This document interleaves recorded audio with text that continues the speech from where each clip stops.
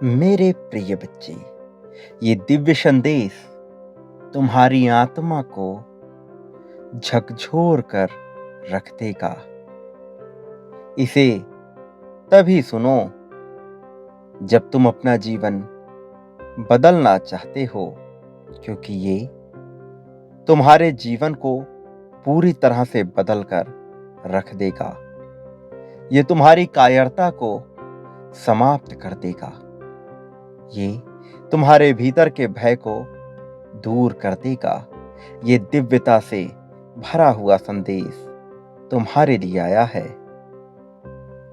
मेरे प्रिय बच्चे, तुम ये कैसे भूल सकते हो कि इस धरा पर, इस मृत्यु लोक में निरंतर चल रहे इस युद्ध के एक वीर योद्धा हो तुम ही वो योद्धा हो जो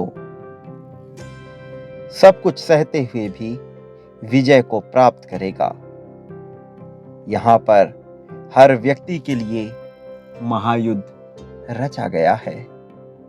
तुम किसी भी स्थिति का दोष दूसरों पर नहीं दे सकते, क्योंकि तुम स्वयं ही स्थिति को परिवर्तित करने का बल रखते हो।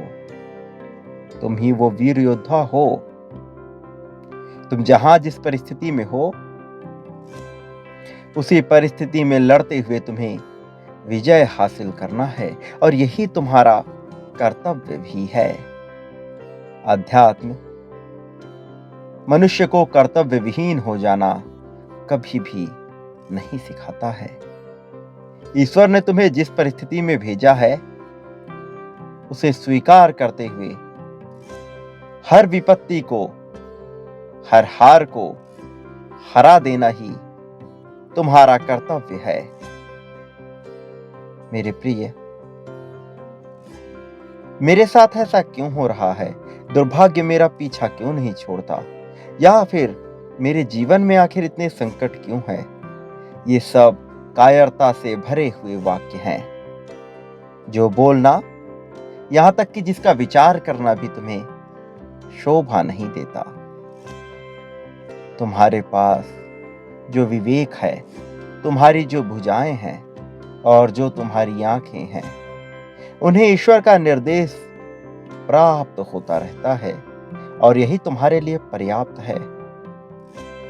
तुम अपने साथ साथ इस सृष्टि का भी भला कर सकते हो।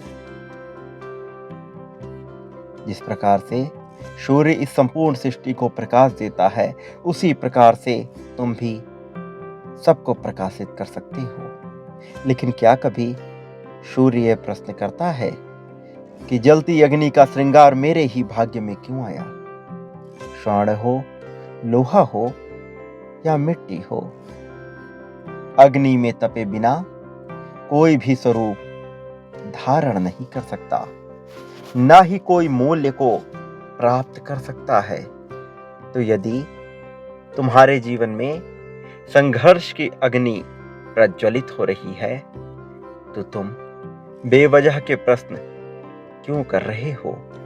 क्यों अपना समय जाया कर रहे हो उन प्रश्नों के ऊपर जिनका कोई मूल्य नहीं है?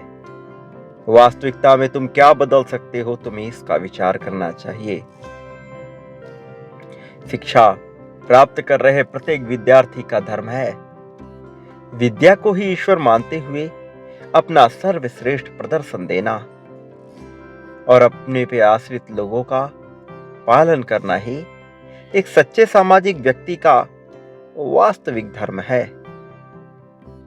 मेरे प्रिय बच्चे, जब तक तुम स्वयं को ही कर्ता, स्वयं को ही कारक और स्वयं को ही कर्मफल नहीं स्वीकार कर लेते, तब तक तुम्हारा भाग्य कौन बदल सकता है? मेरे प्रिय, तुम्हें अपने भीतर हिम्मत रखनी होगी। सर्वप्रथम पूर्ण जिम्मेदारी अपने कंधों पर तुम्हें धारण करना होगा। चाहे विजय हो या पराजय हो, तुम अपने जीवन की संपूर्ण जिम्मेदारी स्वयं पर उठाओ। यदि तुम्हारा चयन किया गया है तो तुम में अवश्य ही कुछ बात होगी, और यदि तुम में बात है तो तुम्हें उसे ढूंढना होगा, उसे निखारना होगा, उसका भरपूर प्रदर्शन करना होगा। निर्बलता और निराशा की चूड़ियां निकालकर फेंक दो और साहस का आभूषण धारण कर लो। तुम योग्य हो, तुम सदा से ही योग्य थे। तुम इस संसार में ना कभी दुखी होने आए थे और ना कभी दुखी रहोगे। चोट तो वही खाते हैं ना जो युद्ध का अभ्यास करते हैं। बैठकर दर्शक बनकर तमाशा देखने वाले कभी भी घायल नहीं हुआ करते, किंतु विजय भी उनके पक्ष में कभी नहीं आती। तुम गिर रहे हो, तुम चोट खा रहे हो, तुम्हें धक्का लग रहा है, इसका अर्थ ये है कि तुम प्रयत्नशील हो, तुम प्रयास कर रहे हो। और व्यक्ति का यही प्रयास कब परमात्मा बनकर उसे परम पवित्र आत्मा बना देता है, इसे वह स्वयं भी नहीं जान पाता है।